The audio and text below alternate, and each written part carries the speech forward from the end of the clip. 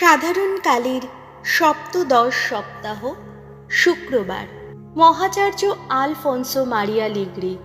তার জন্ম ইতালির নেপলস নগরের এক সম্ভ্রান্ত পরিবারে। 1696 সালে আইনশাস্ত্র অধ্যয়ন করে একজন বিখ্যাত উকিল হয়ে ওঠেন। 27 বছর বয়সে এক মামলায় হেরে গিয়ে গভীর দুঃখে ওকালতি ছাড়েন। একটি হাসপাতালে রোগীদের সেবা করার সময় যিশুর ডাক শুনতে পান তিনি। যাজক হওয়ার পর যাজকদের একটি নতুন পরম পবিত্র মুক্তিদাতার সন্ন্যাস সংঘ স্থাপন করেন, যারা ঘুরে ঘুরে ধর্মের উদ্দীপনা জাগিয়ে তুলবেন। তার লেখা খ্রিস্ট নীতি শাস্ত্র বর্তমান কালেও ব্যবহৃত হয়। 1762 সালে তিনি বেনেভেন্তো নগরের ধর্মপাল পদে নিযুক্ত হন। তিনি কবি ও গীতিকার ছিলেন। আধ্যাত্মিক জীবন, খ্রিস্টযজ্ঞের তত্ত্ব, মা মারিয়ার প্রতি ভক্তি বিষয়ক অনেক বই লেখেন। 1787 সালে তিনি মারা যান। প্রথম পাঠ লেবীয় পুস্তক 23 অধ্যায়, পদ সংখ্যা 1, 4 থেকে 11, 15 থেকে 16, 27 এবং 34 থেকে 37। ইসরায়েলীয়দের অবশ্য পালনীয় পবিত্র দিনগুলির তালিকা। ভগবান একদিন মসিকে এই কথা বললেন, ভগবানের যেসব পালা পার্বণ নির্দিষ্ট রয়েছে, যেসব পবিত্র সম্মেলনের দিন তোমরা পালন করবে নির্ধারিত সময়ে, সেগুলি হলো এই: নিস্তার পর্ব ও চরপটি পর্ব। বছরের প্রথম মাসে, সেই মাসের চতুর্দশ দিনে সন্ধে হওয়ার সময় শুরু হবে ভগবানের সম্মানে পালনীয় নিস্তার পর্বের অনুষ্ঠান। ওই মাসের পঞ্চদশ দিন থেকে শুরু হবে ভগবানের সম্মানে পালনীয় চরপটি পর্ব। 7 দিন তোমাদের খেতে হবে খামিরবিহীন রুটি। প্রথম দিনে তোমাদের এক পবিত্র সম্মেলন অনুষ্ঠিত হবে। সেদিন তোমাদের কোনো ভারী কাজ করা চলবে না। ওই 7 দিন তোমরা ভগবানের উদ্দেশ্যে আগুনে যা অর্পণ করার কথা তাই উৎসর্গ করবে। সপ্তম দিনে আবার এক পবিত্র সম্মেলন অনুষ্ঠিত হবে। সেদিন তোমাদের কোনো ভারী কাজ করা চলবে না। প্রথম আটি নিবেদনের পর্ব। যে দেশটি আমি তোমাদের দেব বলে ঠিক করে রেখেছি, সেই দেশে প্রবেশ করার পর তোমরা যখন সেখানে ফসল কাটবে, তখন তোমরা কিন্তু নিজেদের ফসলের প্রথম আটি যাজকের কাছে নিয়ে আসবে। যাজক তখন ভগবানের সামনে উৎসর্গের ভঙ্গিতে সেই আটি একবার তুলে ধরবে, যাতে তোমাদের সেই অর্ঘ্য গৃহীত হতে পারে।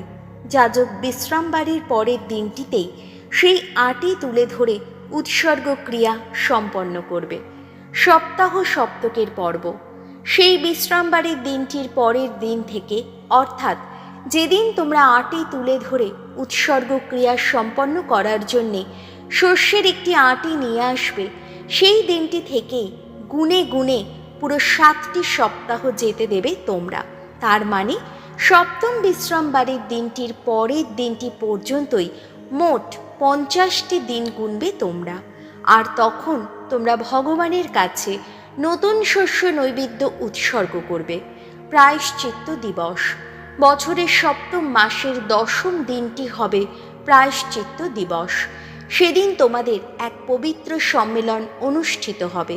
সেদিন তোমাদের কৃচ্ছ সাধন করতে হবে এবং আগুনে ভগবানের উদ্দেশ্যে অর্ঘ্য অর্পণ করতে হবে। শিবির পর্ব। তারপর সেই সপ্তম মাসের পঞ্চদশ দিন থেকে শুরু হবে ভগবানের সম্মানে পালনীয় শিবির পর্ব। এই পর্বটি 7 দিন ধরে চলবে। প্রথম দিনে এক পবিত্র সম্মেলন অনুষ্ঠিত হবে। সেদিন তোমাদের কোনো ভারী কাজ করা চলবে না। ওই 7 দিন তোমরা আগুনে ভগবানের উদ্দেশ্যে অর্ঘ্য অর্পণ করবে। অষ্টম দিনে তোমাদের এক পবিত্র সম্মেলন অনুষ্ঠিত হবে। তোমরা তখন আগুনে ভগবানের উদ্দেশ্যে অর্ঘ্য অর্পণ করবে।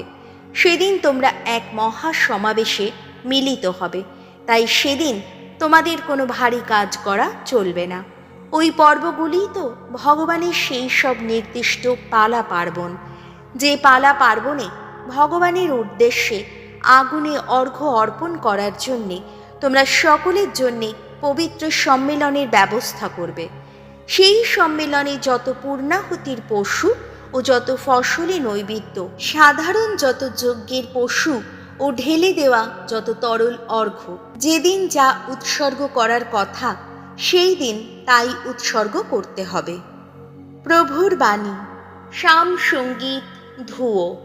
জয় জয় শক্তিদাতা ঈশ্বরের জয়। সুরের ঝঙ্কার তোলো, বাজাও খঞ্জনি, মধুর বীণার সঙ্গে বাজাও সেতার। বাজাও বাজাও বিষান অমাবস্যার দিনে, পূর্ণিমা তিথিতে আমাদের মহাপর্বদিনে। ধুয়ো। জয় জয় শক্তিদাতা ঈশ্বরের জয়।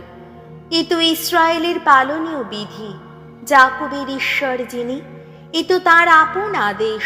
যেদিন মিশর ছেড়ে চলে এলো যোসেফ বংশের মানুষ, তখনই তাদের তিনি জানালেন এমন নির্দেশ। ধুয়ো।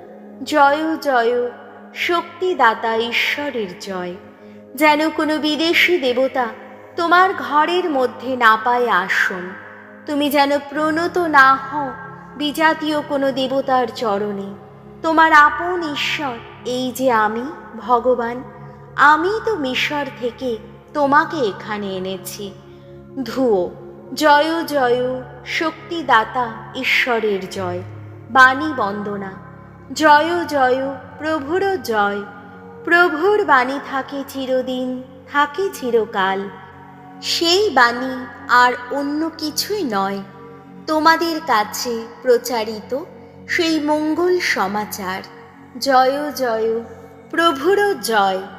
মথি রচিত মঙ্গল সমাচার, 13 অধ্যায়, পদ সংখ্যা 54 থেকে 58।